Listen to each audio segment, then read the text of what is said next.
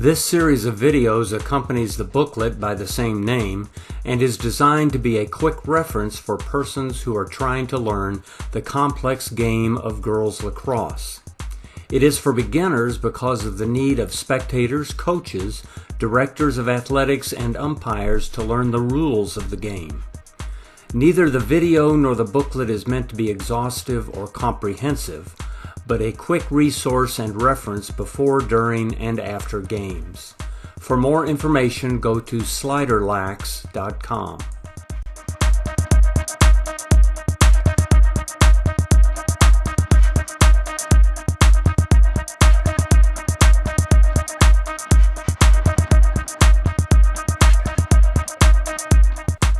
Rule 1 of the National Federation of High Schools Girls Lacrosse Rules Book addresses the playing area and goals. There is some flexibility in the size of the girls lacrosse field. The maximum playing area is 140 by 70 yards and the minimum is 110 by 60 yards. The goals should be no less than 90 yards and no more than 100 yards apart. There must be a minimum of 10 yards or a maximum of 20 yards of space behind each goal line to the boundary line.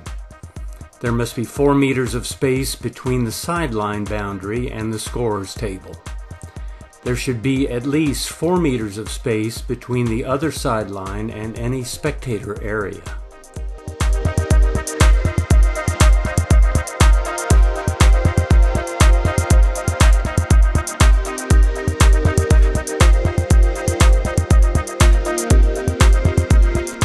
Typically, girls lacrosse is played on a high school football field that measures 120 yards by 160 feet. The National Federation of High Schools Rules Book for football measures a football field, including the end zones, in feet.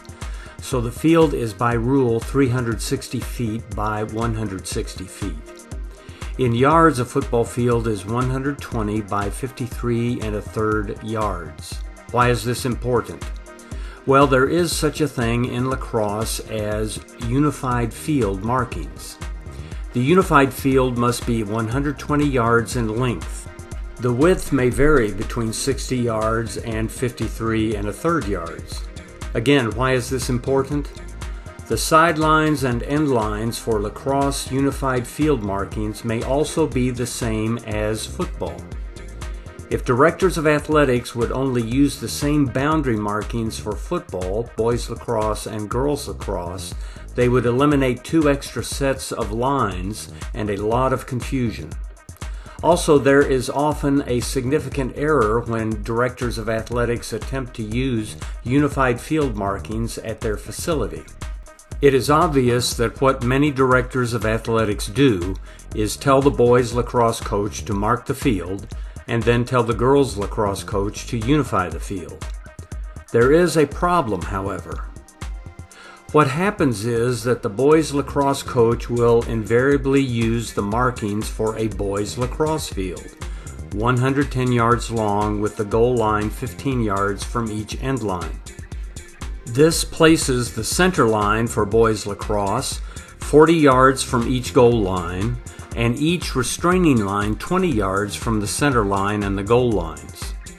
When the girls lacrosse coach goes to put her field markings onto the boys lacrosse markings, she will find that it is not possible.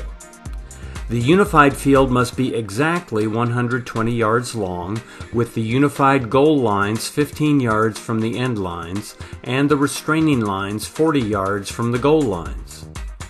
This incorrect measuring of the length of the unified field leads to 3 possible errors or difficulties.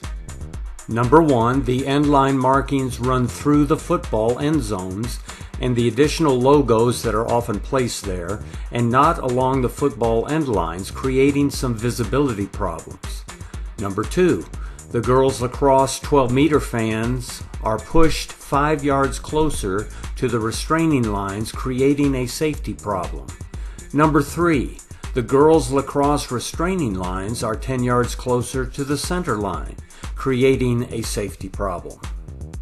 You will notice already a mixing of English and metric measurements.